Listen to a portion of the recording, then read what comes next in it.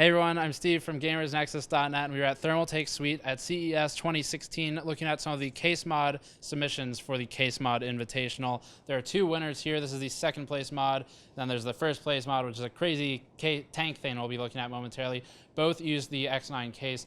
All of this content for CES 2016 is brought to you by iBuyPower's Revolt 2 small form factor gaming PC.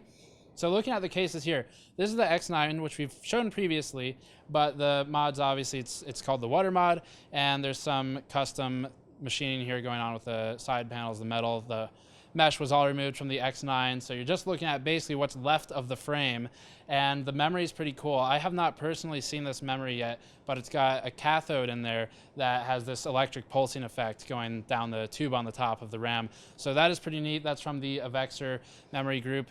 And other than that, everything's just pretty much the standard multi-SLI, full ATX, things that you have in your everyday gaming computer. Looking at the next case, there is a mod from Jesse Palacio, and that is the tank mod. So it is literally just, it's a tank, and there's some action where the tank guns will fold upward. Both guns fold up, the front plate folds up, and it's all very heavy steel, pretty heavy duty stuff.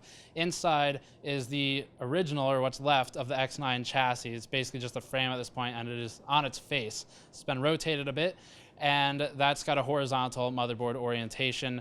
Really no focus on air cooling or anything like that. It's all liquid with the Thermaltake liquid cooling solutions, and then some Thermaltake power supply in there with an Asus GTX 970, and we're not sure exactly what the CPU is, but it's some kind of Intel CPU. So those are the two Case Mod Invitational mods. So the next thing we're looking at is part of Thermaltake's actual offerings, not just case mods. And the one primarily that I wanted to focus on is the WP200.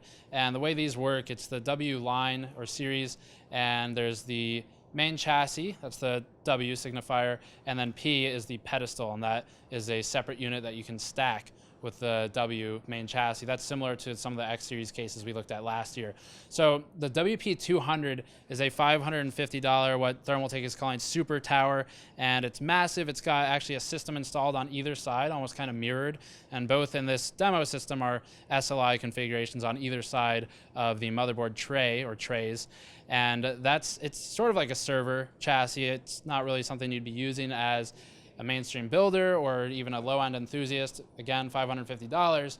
But for server setups, for NAS setups, for multi-systems in one case, like a bigger version of the Fantex Mini XL, then the WP200 is worth looking at. We haven't obviously tested or anything like that, so thermals, not too sure of it. Thermaltake is big on the mesh everywhere and fans everywhere, so I'm sure the thermals are generally fine, but we'll look at noise and thermals and things like that if we have the chance. Check the links in the description below for more information on the cases and other options from Thermaltake this year at CES 2016. We've got all of that detailed down below. And then hit that Patreon link in the post-roll video if you want to help us out, and I'll see you all next time.